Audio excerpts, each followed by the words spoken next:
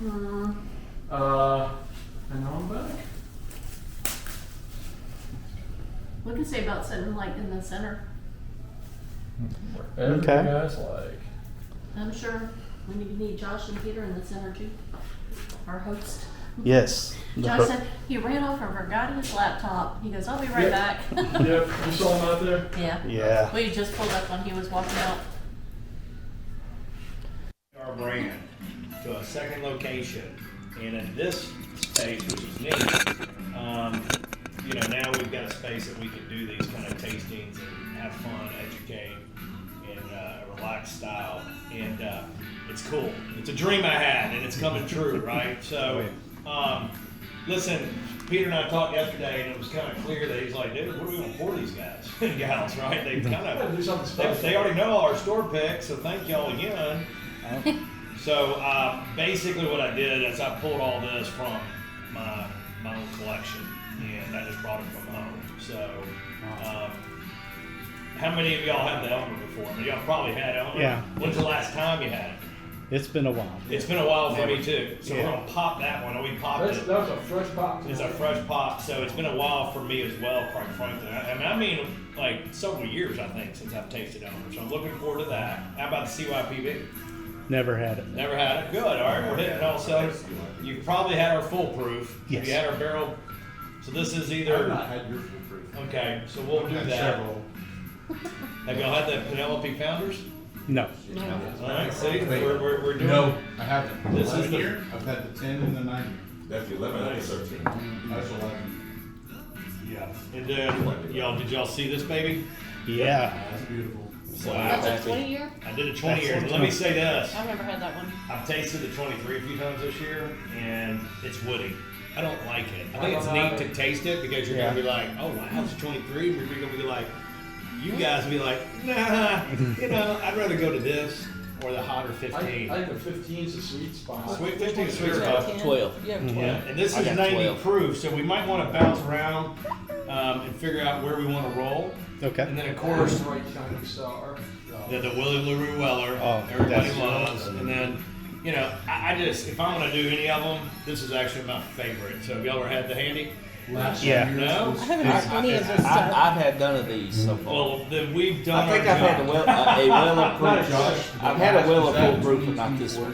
We've had a I don't pack of know which 12. one this is. Yeah. My guess is Last year's was the most fantastic candy that I've ever tasted. Yeah. So you listen how that sounds. I mean, what are we talking about here? We're talking about. Can we be We're talking clean? about. We're talking about a 17. We're all adults here. You should see when Catherine and I are trying to figure out who's getting what. It's like, oh, he gets a handy. He gets a handy. I work at a high school. like- I hear it all Yeah, day. Just to tell a little bit of history about Buster's real quick. We're 7 years old, started by my grandfather in 1954 on South Bellevue. And he was in the grocery store business. He owned 3 set of grocery stores called Hamkirks. And they opened those up in the 40s, and they were the first store to be open on Sundays. Even Piggly Wiggly took notice of that. And so they operated for well over a decade, and at some point they decided to dissolve their partnership. And they set a price, and they flipped a coin, and Buster lost. And so he went right next door and opened up a little liquor store. So the name of the grocery, and that's where Buster's got its start, down in South Bellevue. The original Hamkirks is still there today. And there is a big sign that says Hamkirks. So if you go down to the South Parkway, take a left on Bellevue, go down a little ways on the right, you'll see a little strip center that is, 4 or 5 bays, but then it's got a little middle step up about halfway. It's a couple of steps, and there's a little door right there. That door is still there, and that's where my grandfather used to hang out and ring a bell, say first sale of the day, big old shit bell, and wake up the neighborhood. So he had a lot of success, and It had a lot of personality from everything I've heard. oh yeah. And, you can imagine it, and that was in the heyday of Isaac Hayes and Stax Records and all the folks that were coming through Memphis and the Cadillacs and the clothes, and it was really cool. I could only imagine Elvis too, yeah. I think you did. Yeah. So they, had a lot of success, ran that thing. Dad got in the biz in 1966 down at the Sterrett building. Y'all know the Sterrett building downtown? That big one that's kind of like tan, yellow, with brown on it. Very, almost was like a New York State building kind of deal. So he opened up in that and operated for 2 years and closed his doors the day Martin Luther King was shot. And he never reopened there. And the work was already being done to move the store way out east to the corner of Poplar and Highland. And we occupied a little strip center where that sign is. And it was. It's getting rebuilt. Hopefully it's a MAPCO soon. But it's going to be 2 years in January, so I don't know what they're waiting on. So, ink was not dry before Exxon came knocking and said, "Hey, we want to buy this corner. Mr. Buster, if you'll agree to let's sell, we're going to put you in a new building right behind it that we're going to build and clear out the woods." And that's how we got to our present day location. We were probably 1,200 square feet. We occupied 2 windows on the Highland side and 1 window on the one window on the Highland side and 2 on the Poplar side, just to let you know. And, Buster and Dad worked together for years. Dad said yes to a lot of new products and the wine craze in the 80s and the 90s. And then, Morgan and I got involved after school. And so, it's been an awesome, fun ride. And we got some great people that are working for us. Peter's one of our newer colleagues here. And so I'm glad you're sitting in on this one. And I understand he did one the other day, so it went really well.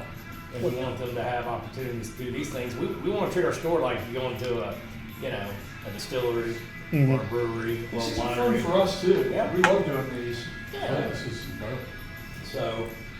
So that's kind of just some nutshells. Feel free to ask me any questions, and we're going to get into this bourbon in a minute. But before we do, this is something I've been doing for some of these tastings.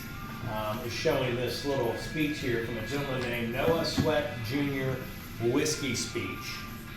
And if you haven't heard it before, this is a Mississippi legislator talking about the merits and demerits, I guess you could say, of alcohol. And the way he debates this within himself is really fascinating. All right, so listen to this. 1952, by the way, I was here on this. My friends, I am not intending to discuss this controversial subject at this particular time. However, I want you to know that I do not shun controversy.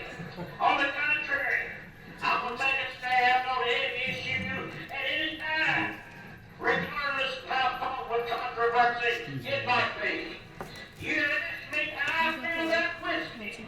All right, this is how I feel about whiskey. If, when you say whiskey, you mean the devil's brew, the poison scourge, the bloody mustard, the vile innocence, disclose reason, destroys the home, creates misery and poverty, yet let it touch the bread from the mouth of little children.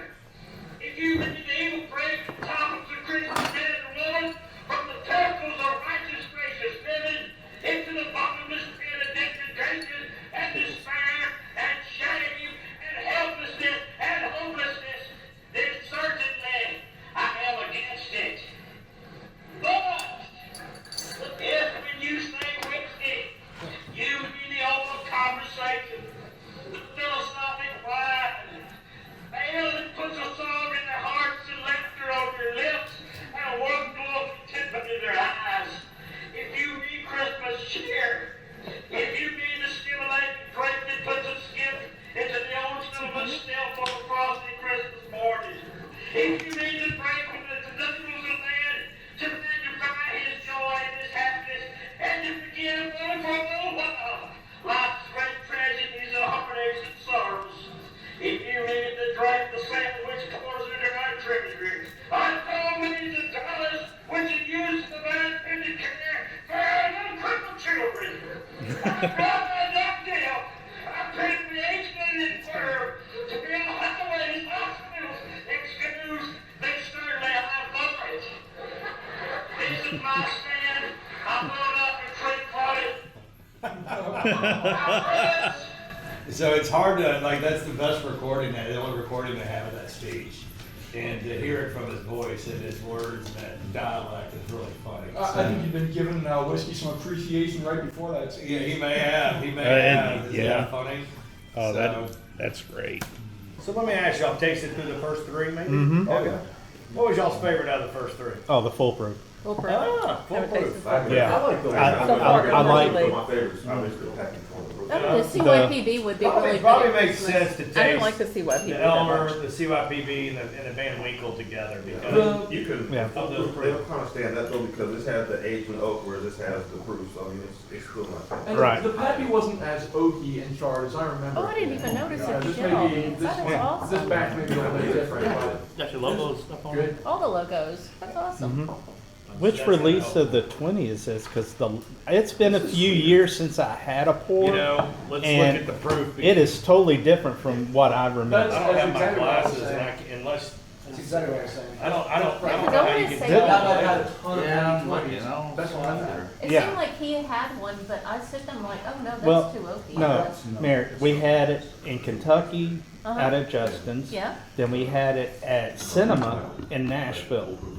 and I didn't like it either time. No. It was too oaky. That But was the this one's good. 2019, no, 2020. So there's gonna be, It's not near as oaky as what I remember. It's not as oaky as the there's a other. laser dot matrix on there. It looks like 18. Could be, that's probably what it is, 18. Yeah. Yeah, so it came from my house, Here you go, sir. so. So it's been there for a while. I could have been sitting there. Well, I've got things in my house, what's remarkable is I'm 90% drinking wine, Uh-huh. and then I'm like 10% cocktails, maybe just a little bit of beer. Is that the one But that we popped together? unless, it could be, yes. Because I mean, my friends come over because they don't care. I don't push it on them, I don't like, Yeah. Yeah. you know, you want something to drink, help yourself. But we've I not think been really Lindsay prefers entertaining the them a wine lot. anyways. Yeah, Lindsay definitely Yeah. was. I got a funny story about Jimmy Russell at Wild Turkey. So we were probably the first ones to ever pick a barrel out of Wild Turkey. And my brother got sick, and I flew up there. And I got to the distillery, and I was flying from Dallas, not Dallas, Atlanta, to Louisville. And then somehow got down to the distillery, and I'm like, I didn't know it was that close. I just drove there, right? Yeah. I didn't make the travel reservations. I didn't know. You know, this is back in, oh man, I bet you this is back in 2002. Okay, so then, you know, this is before they built the new production facility and the glass visiting center.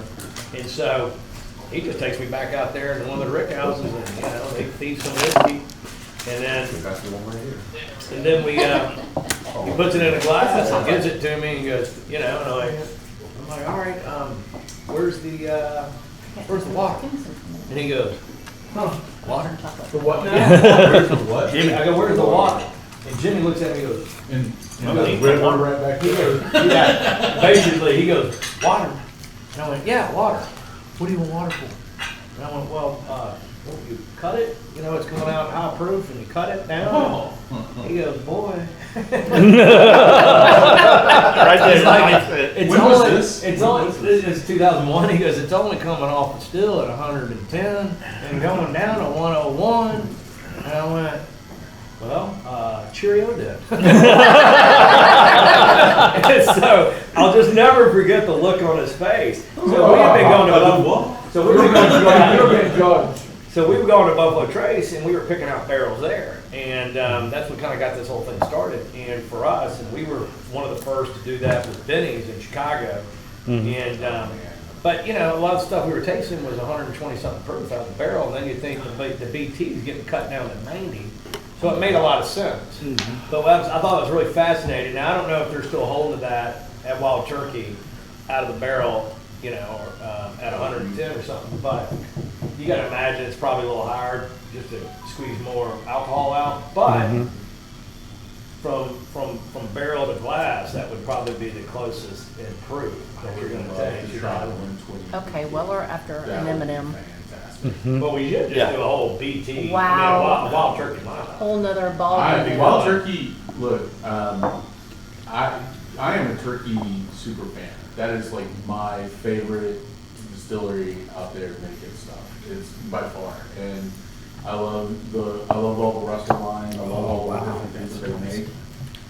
I think they're a fascinating story because they have helped prop up so many other distilleries. When distilleries like when Heaven Hill had this big huge issue, they were helping prop them up. So funny is I was in that house you were talking about, the visitor center that's like all wood and glass. Yeah, and they're redoing it by the way to make it a bigger tasting room. Yeah, it's so crowded. Is that the And one he we like were in? literally sat down and was Okay. nobody else came up to me. It was just the old guy sitting in a walker in the front of the thing, and I'm like, the Buddha of bourbon is sitting there, man. And I'm like, I'm gonna. They're like everybody else is like just walking around meandering about, and I'm just talking. And you know him, he will talk your ear off, and he doesn't. And especially if you have something, you will sit there and listen. He will just and I sat there for about 45 minutes before the tour kicked on, just talking to him, and he was telling me about all the different, like, he thought this son was going to be in the bourbon and end up being Eddie, and he's like, I didn't think Eddie was going over there. So I was like, wow. And now Eddie's son's in it, right? Yeah. No, Yeah. I haven't met him yet, but I was with Eddie one time getting a tour of the place, and he's like, let's go on over to the new plant, got in the car. And we go up to the gate. Now we got this nice, security gate. It's like probably as big as this room, doors on each side. But you got inside is like 3 old geezers that have been there longer than anybody else. Yeah. And so he has to get out of they're talking, ignoring him. And he has to get out of the vehicle. Hey guys, how y'all doing? All right, I'm taking someone over here. So we go over there, we tour for like an hour, right? We get back in the car, we come right back over. I'll be right back. They treat them like shit, man. It's like they know what they're doing, They're like, you ain't Jimmy. That's true. I was like, do they really do that to you every day? He goes, sometimes. They're just sitting right there talking, acting like they don't see us. Yeah. But he's a super guy. We got to play golf with him. Now, Wow, that's cool. Jimmy, interesting. We started in 1954, and so did Jimmy at Wild Turkey. So we did a 50-year dinner at what's the steakhouse over here? Folks Folly? No, not Folks. The one right. Ruth Chris. Yeah. We did a dinner over there, and I got over there early to set up, and I'm like, he's got a new tribute bottle he did for him. And I go, oh, this is it. Oh man, it came in a nice little bamboo, kind of like wooden decanter. It was made out of bamboo, and you kind of open and flip one side to see it. I look up, and he's shaking his head. And I'm like, you don't like it? No, I don't. And I went, what happened? And he goes, they came to me a few years ago and told me they were going to do this bottle. And they said, go out and pick out 8 of the 10 of the barrels that, that you want in this bottle. And we're going to bottle it up for you. So I did it, but I didn't realize they never emptied it then. It got 3 more years of age. I didn't want a 15-year. I wanted a 12-year. And he goes, this thing tastes like a Louisville Slugger. And I was like, no shit. So you don't like it? And I said, well, I got news for you. We got to sell it. This year, man. And we did. Isn't that funny? Some people like that. But he didn't think a bourbon should be over 12 years old. Yeah.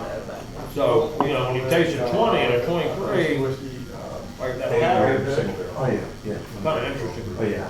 Um, I actually, So, Yeah, when we went up to Wild Turkey, they were still in the little shed because they were still doing everything. across the street. Yeah. That's where And I was. that's It's like where this we thing's went. like- That- you walk into there, it's like this is like you're waiting to see where's the lawnmower, you know. That's exactly it.